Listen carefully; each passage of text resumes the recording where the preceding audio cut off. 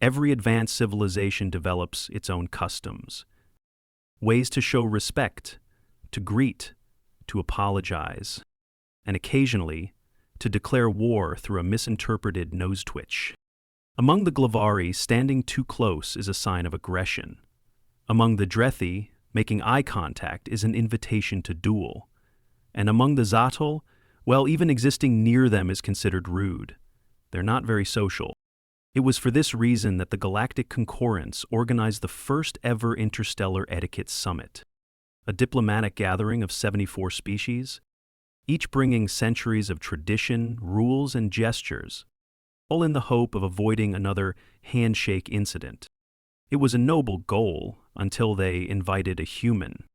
Held on the neutral moon station of Tessar Prime, the summit was designed to be the most diplomatically balanced location in known space. No native species, no territorial claims, no gravity bias. The artificial field shifted in micro-adjustments to match each delegate's internal balance. Even the ambient temperature was algorithmically recalibrated every 10 seconds, cycling between dry, humid, frigid, and warm, ensuring that no single biology could claim preference. There was no music lest rhythm be mistaken for aggression. No scents were permitted, every molecule filtered in real time to avoid cultural offenses. No assumptions, no chances. The main chamber, known as the Hall of Harmonious Gestures, was an architectural marvel, carved from a single piece of transparent crystal mined from the fault line beneath the moon's core. When starlight hit the walls, it refracted into slow-shifting prisms, bathing the room in living color that subtly reflected the dominant emotion in the room. Above the delegates floated a ring of suspended banners, 74 in total, each representing a member species of the Concordance. Some shimmered with embedded microbeads, others vibrated subtly, emitting a hum only their own people could hear. One banner, belonging to the gaseous Silari, simply floated in place, held aloft by a pocket of native plasma, glowing with sentient warmth. At the center of the summit chamber sat the Circle of Concordance, an enormous round table built with painstaking care, designed to accommodate every species, no matter how unusual their biology or seating needs. It wasn't just a table, it was a diplomatic miracle. Each section of the circle was built to support an entirely different environment or body type. One part of the table was flooded with warm salt water, rippling gently under soft lighting. This section was made for the aquatic and semi-aquatic delegates, those who required full-body submersion just to think clearly. Another segment hovered 3 feet above the ground, supported by anti-gravity fields. This was for species who couldn't tolerate contact with solid surfaces, or who simply found gravity distasteful. Several seats weren't seats at all, but organic sacs that gently pulsed and adjusted shape as needed. These were for invertebrate species who needed rhythmic, peristaltic support, a kind of slow-motion hug to keep their nervous systems stable. One section looked like a tangle of softly glowing silk strands, suspended in the air and constantly rearranging themselves. It was, in fact, a semi-sentient thread hammock that communicated with its occupant via gentle vibrations. No one else sat there. No one else was allowed to. And then, of course, there were chairs. Ordinary chairs. 4 legs. A backrest, made of high-density polymer and moderate padding. Designed for the bipedal, soft-skinned, gravity-deprimenter species from Sector 9A. Namely, humans. They didn't need fluids, anti-gravity, organic massage cushions, or vibrating silk thrones. They just needed a flat place to sit. It was considered charming, or primitive, or both. Then, one by one, the delegates arrived. The Miravans slid smoothly across the crystal floor, their bodies half aquatic, like elegant eels wrapped in silk. As they moved, they left behind thin trails of sweet-smelling mist, a natural way their species expresses peace. When they reached the table, they nodded using their dorsal fins, a traditional sign of respect among their kind, though, if held too long, it could accidentally be taken as a challenge. The Drethi arrived in perfect silence. Dressed in long black robes made of shimmering cloth, They floated instead of walking, gliding in pairs. They didn't look at anyone. They didn't speak. According to their traditions, they were not allowed to acknowledge others until the third ceremonial bell was rung, a custom tied to ancient funeral rites, honoring the silence of the dead before rebirth. The Zenari looked mostly humanoid, but they were surrounded by glowing rings of energy that pulsed with a soft, soothing rhythm. They didn't use words. Instead, they projected a single, quiet message directly into everyone's minds, a simple thought: unity. The Kraksheen came in as a cloud, not one being but dozens of floating spheres, each one alive and intelligent. They orbited around one another like tiny planets, constantly shifting positions in perfect patterns. They didn't talk or glow. They communicated using gravity, sending subtle pulses in all directions, understood only by those wearing special implants that translated the invisible signals into meaning. The Batar were massive, four-legged creatures covered in armor that was actually alive, a symbiotic organism that grew with them. They stopped at the entrance and stood still for several minutes, sniffing the air carefully to check for any threats. Only once they were sure it was safe did they move forward. Before taking their seats, they performed a formal scent ritual, releasing 3 distinct chemical scents and waiting silently for nearby species to acknowledge and accept them. Even the Jalari made their entrance, a jelly-like, translucent creature who lived inside a glass travel container filled with chilled air. It slowly oozed forward until it reached the table, then tapped its translator, which politely announced, "I am here, I am calm, I am unlikely to dissolve anyone today." The mood inside the hall was heavy, but not tense. It was respectful, quiet, focused. Every breath was measured, every movement deliberate.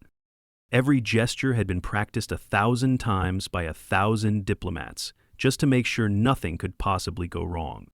This wasn't just a meeting. It was a moment that would be recorded, studied, and referenced for generations. This was history, being carefully choreographed, gesture by gesture, word by word, all to avoid the kind of miscommunication that could accidentally start a war between planets. At the center stood the evening's host, Celerex of the Kivari, a tall, elegant figure wrapped in gold light coils, ceremonial threads that shimmered with soft luminescence. The Kivari were known for 3 things: perfect manners, flawless grammar, and a complete inability to improvise.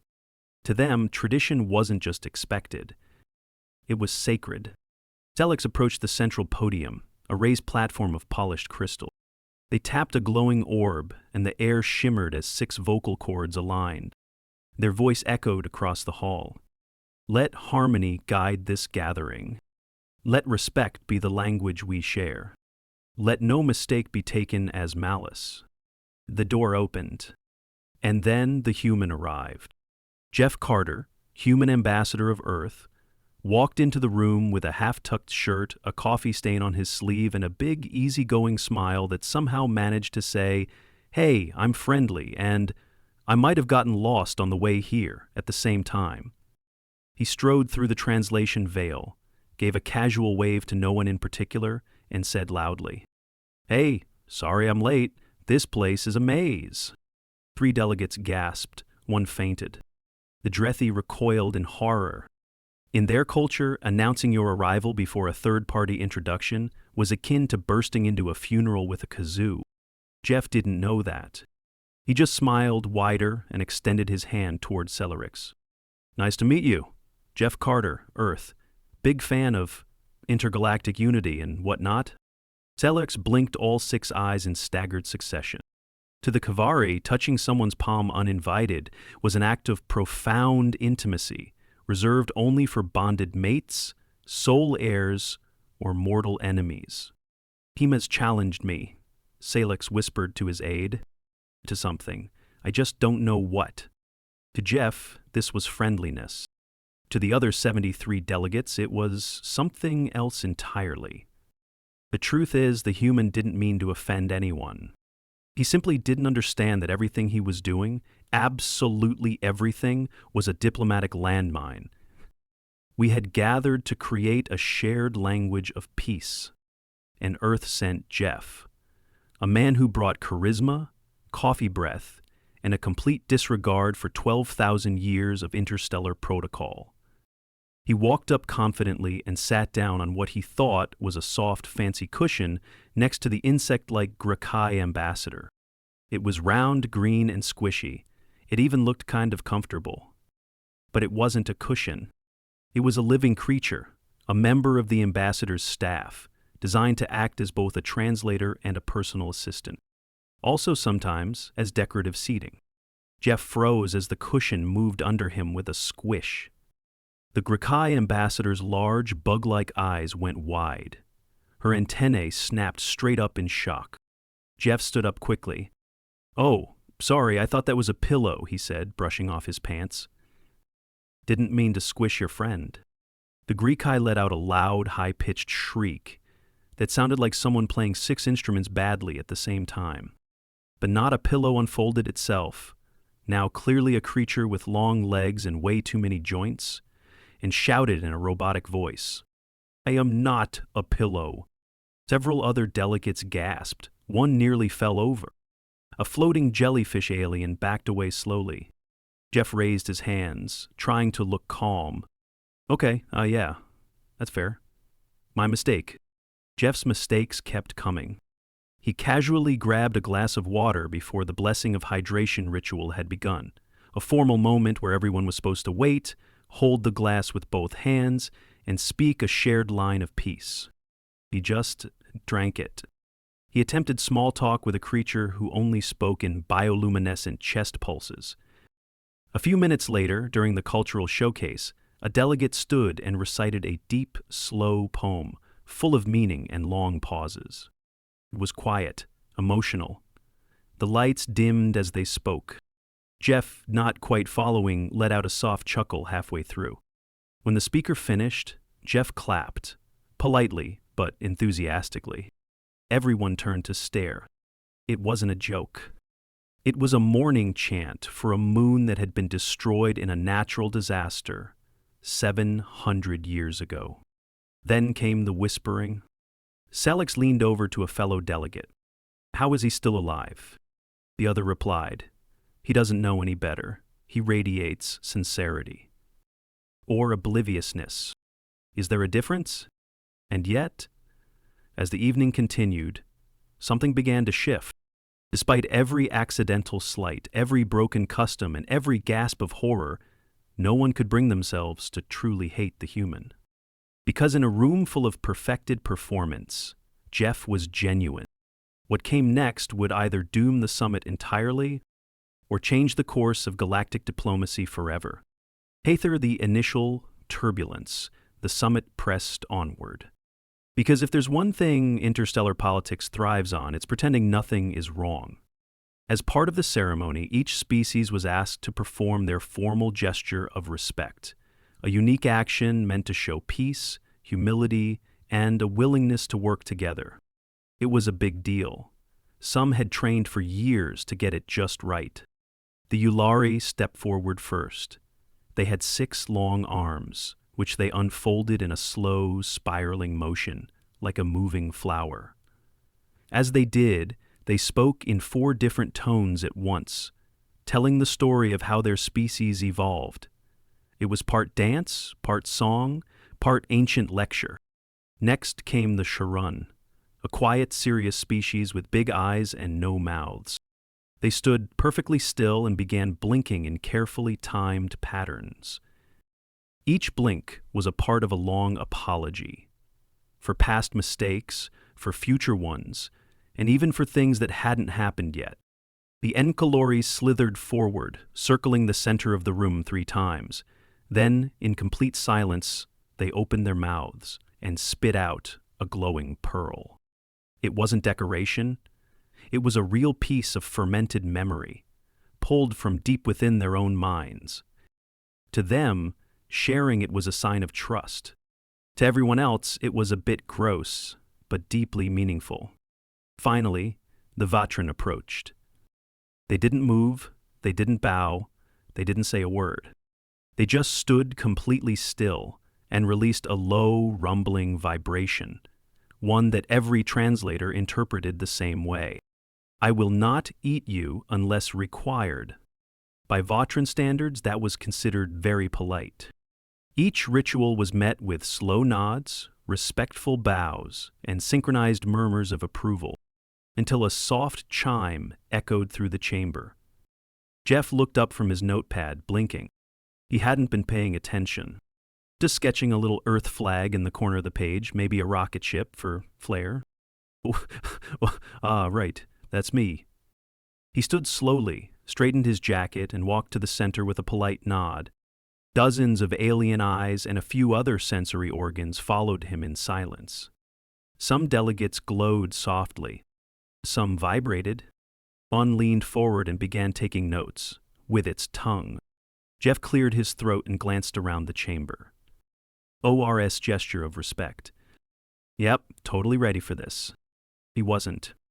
The official human greeting, the one he was supposed to perform, was in his diplomatic handbook. Unfortunately, that handbook was still back in the shuttle. Also, it had coffee on it. He looked around. Everyone was still waiting. Jeff took a breath. Then, trusting his instincts, and with a kind of quiet confidence only humans seem to have when completely unprepared, he dabbed. One delegate screeched. Another dropped into defensive posture. The Vitari representative flung themselves behind their seats, shielding their larvae. The Drethi envoy began, composing a death haiku. Celix of the Kavari stood frozen, 6 pupils dilated, his left elbow twitching in alarm. To them, Jeff's motion of the arms across the face was the ancient gesture of final mourning, a sacred rite performed only when surrendering a planet to extinction. To others, it was a mating challenge, or worse, an invitation to duel through interpretive movement. Jeff held the pose a moment longer, then smiled awkwardly. Earth calls it the dab. Means like respect, kinda? Did he just declare war? No, I think he proposed to someone. He insulted the Greekai's ancestors. I think I'm aroused. Am I supposed to be aroused? May beneath the thick layers of Earth do this. The universal translator begins to glitch. Multiple delegates rise from their seats. One psionically locks down their section. The Zenari begin a slow vibrational chant to realign the room's frequency. Jeff clears his throat. Okay, I feel like that didn't land. Should I do finger guns instead? No, shouted 12 species at once. It was perhaps the single most catastrophic gesture ever performed at an interstellar summit. And yet, what came next would change everything. It should have ended there. The summit should have collapsed into outrage, confusion, and 1,000 diplomatic walkouts. It should have gone down in history as the day a single human gesture sparked 12 interstellar incidents and a minor black hole cult. And it would have, if not for the Zorthon. Just as tension was about to boil over, as whispers turned into warnings, and 2 delegates subtly reached for their sidearms. A slow, echoing sound rippled through the chamber. A cough, but not a normal one. This cough came from a being so old, so respected, that entire star systems paused whenever they cleared their throat.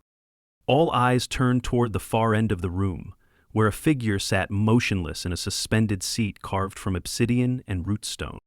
Eldecor of the Zorthon. No one knew Eldcor's exact age, only that they had signed the original Concordance Treaty, spoken at the First Council of 17 Systems, and once mediated a peace agreement between 2 species using nothing but silence and eye contact. Their body was wrapped in dark layered robes, woven from threads rumored to be older than light itself.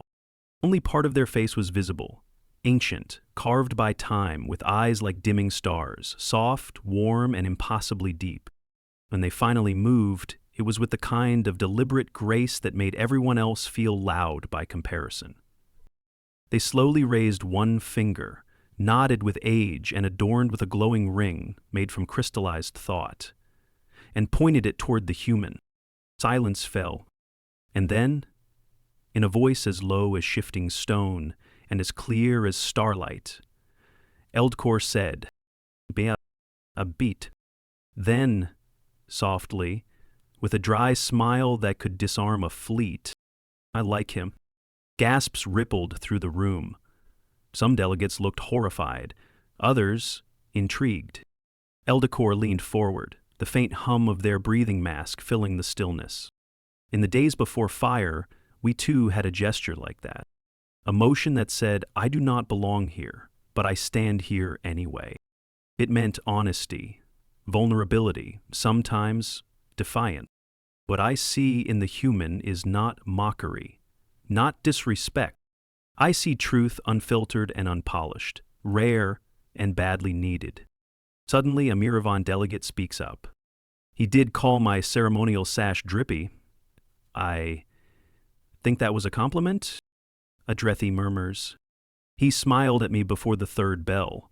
I hated it. And now I miss it." The gelatinous Plorax wobbles sympathetically.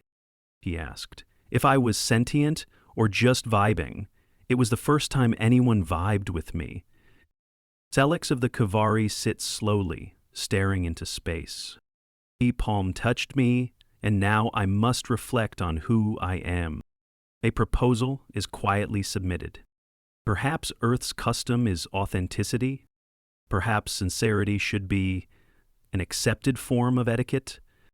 And so, just like that, the daub is entered into the Concordance archive as an official, albeit optional, gesture of transparent intention. Underneath it, the note reads, "Only to be used by trained humans, or during extreme emotional distress." In one evening, a single human managed to violate more interstellar etiquette than any recorded species in galactic history. But where we saw offense, he brought openness. Where we feared chaos, he revealed comedy. And in the ruins of tradition, we found, maybe, something better. The summit ended not in disgrace, but in evolution. New diplomatic standards were written that very day, ones that allowed for flexibility, transparency, and yes, even human moments. For the first time in galactic history, sincerity was recognized as a form of etiquette, not because it was perfect, but because it was undeniably, unapologetically human. Jeff Carter was given a new title, Ambassador Emeritus of Cultural Disruption. He had it printed on a mug. The DAB, once a diplomatic catastrophe, was now a cautionary tale and conversation starter across dozens of planets. A few species even adopted it, cautiously. Some still misunderstood it. One used it to declare a duel over a parking violation. But still, it had become a symbol of something more than tradition, of connection. We came to unify the galaxy through shared etiquette. And in the end, it was the least elegant participant who taught us the most. Next year's summit will be held on Earth. The theme: expressive communication through food and loud noises. I was deeply concerned.